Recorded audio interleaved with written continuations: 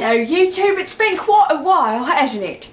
Well, I'm here on the show for Undiscovered Julie, and she's giving me here a list of instructions. Now let's get started. The first thing we're going to do today is learn how to open a can of tuna fish. Wait just a second, I'm getting something from Frederick. What is it? I'm on the show. What do you want? But not doing the show? Why not? Why not, I say? What? Get that camera out of my face. Oh. Well, that does sound like something they would enjoy. Well, I have something to tell you. Forget this. You're all going to learn a story. You're going to hear a story from one of the most amazing people on the face of the earth. Probably the most amazing, actually. So let's go. Come on. Hello there, viewers. I just wanted to share a very clever story about a girl and a bear. Now, the bear was a very, very rotten man, and he always wrapped around with a can. And in this can were 1,000 peas, but he never could open it unless he said please. Please and thank you were magic, so he heard. But he never could say it. It was truly absurd. It took so much guts to say please, pretty please, so he never could open his can of peas. So he walked around, a lonely bear man, and wondered and searched for someone to open his pecan. Now, pecan is ambiguous in the previous statement because we don't know if I'm talking about a nut. Just to let you know, it's pronounced pecan, so I'll continue on. But the bear man, he was lonely and searched for someone only to open his can of peas. Until one day, he heard a girl say, "Yes, and thank you, please." He snapped his fingers and cried, "That's it, she can open the peas." He walked up to the lass who sat on the grass enjoying the summer breeze, and the bear man said, "Oh, girl, will you say something that rhymes with trees?" "Pardon me, sir?"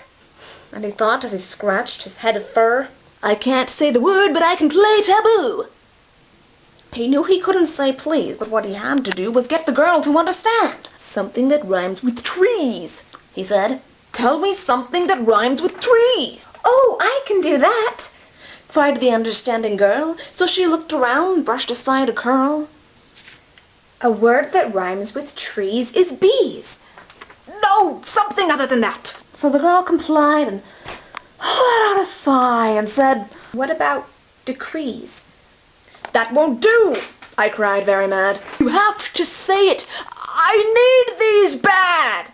"I've got it," cried the bear man, sure that he would win. "I need to open this can of peas." "Yes," said the girl. "That I can see."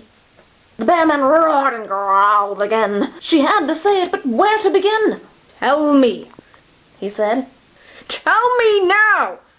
Just open my can of peas somehow." "Why, aren't you rude, you berry man? You won't even say the magic word for the can." His eyes grew wide as he stood in shock, and before he knew it, he began to mock, saying, "You don't know. Oh, look, a tree. Oh, look, a bee. I see, I see." "Yes, I see, I see, I see. A word that rhymes with trees.